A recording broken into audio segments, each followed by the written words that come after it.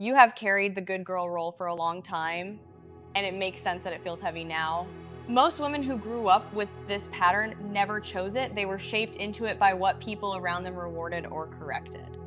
Maybe you learned early that staying quiet kept the peace, or that being agreeable made adults praise you, or that showing your true feelings led to conflict.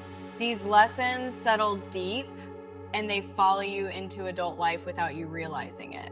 Being the good girl helped you survive certain moments. It kept you safe in homes or relationships where being honest might have caused trouble. So your mind learned to bend, adjust, and soften your voice. The problem is that this bending does not stop once you grow up. It becomes a habit you carry into work, friendships, family roles, and partnerships. And you start to feel like you have to manage everyone's comfort before you manage your own. Over time, this pattern creates emotional pressure. It's not loud pressure, it's quiet. It shows up in small ways, like saying yes when you needed to say no, or agreeing with something that didn't sit well with you. Your body remembers when you hold back your true feelings. Your mind remembers when you silence yourself to avoid tension. And your heart remembers every time you forced a smile because you didn't want to disappoint anyone. This memory builds into long-term pain. It can look like waking up tired even when you slept. It can look like feeling resentful over tasks you didn't want but agreed to anyway. It can look like feeling unseen even when you're surrounded by people. Many women think their value comes from being easy to handle, patient, calm, or endlessly understanding. They think they must earn care by giving more than they receive. This is not your fault, it's a pattern taught slowly over years.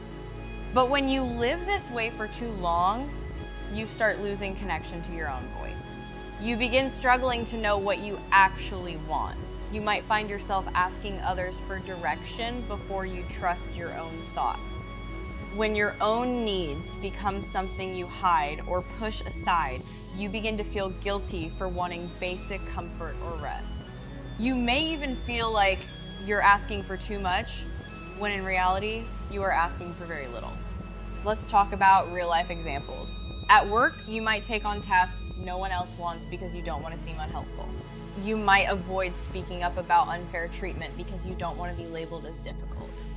In relationships, you might give far more emotional support than you receive. You might stay quiet during disagreements because you are afraid of conflict. You might prioritize his feelings above your own until you feel drained. In your family, you may be the one everyone depends on.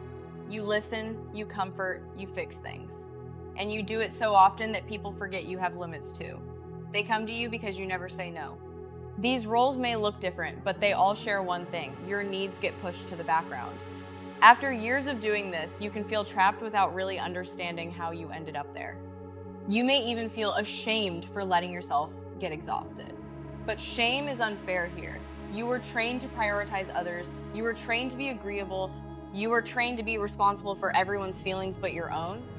Being kind is not the issue. Being caring is not the issue. The issue is when kindness becomes self-neglect and when caring becomes silence. You deserve relationships where your needs matter as much as anyone else's.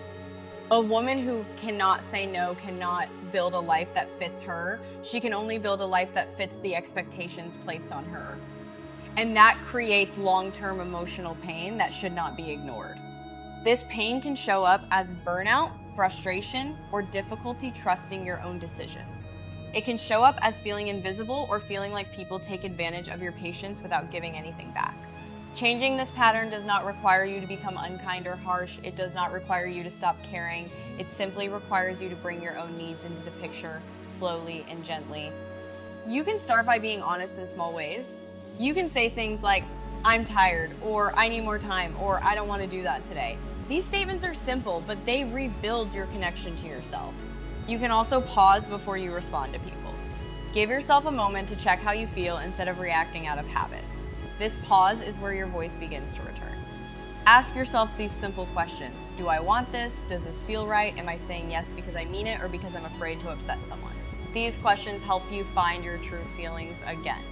You may feel guilt at first, but guilt does not mean you are doing something wrong. It only means you are doing something new.